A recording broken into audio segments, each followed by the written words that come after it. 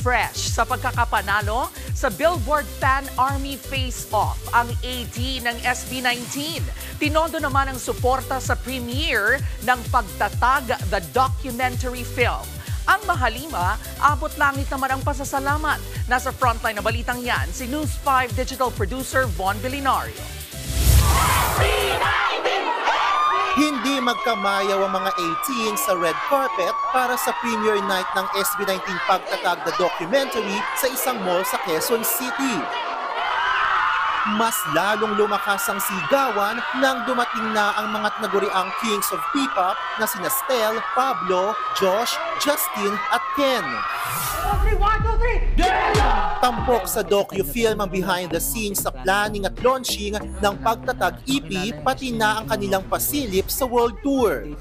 Ang SB19 member na si Pablo, ibinahagi na nakaramdam siya ng panic attacks habang nasa tour sa ibang bansa, pero sabi nga nila, the show must go on.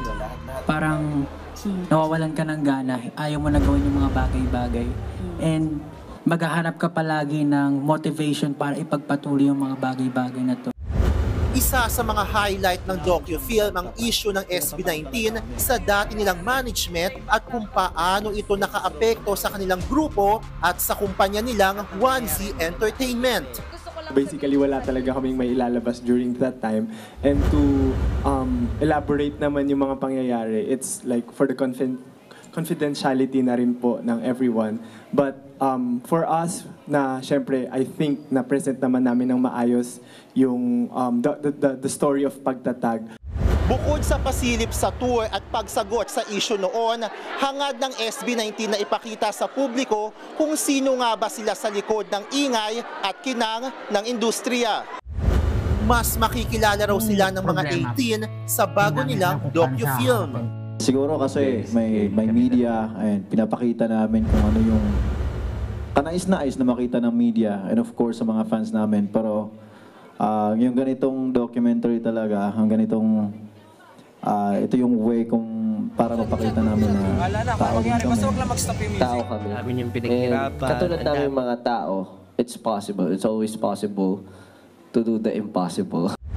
Handang-handa ng SB19 para tanggapin ang parangal ng Billboard Korea na Voices of Asia Award sa Billboard K-Power 100. Isa lang po itong patunay na kayang-kaya talaga ng Pinoy makipagsabayan.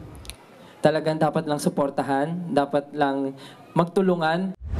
Mapapanood ang Pagtatag the documentary exclusively sa mga sinihan nationwide. Abala rin ang SB19 para sa upcoming anniversary concert at sa bagong era na tampok ang kanilang ilalabas na EP na siyang kukumpleto sa trilogy na kanilang sinimulan.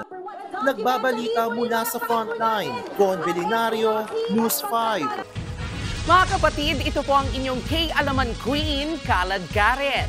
Always remember na ang K-Alaman ay K-Yamanan. Kaya para sa latest showbiz news at dagdag impormasyon, mag-follow at mag-subscribe sa social media pages ng News 5. Okay?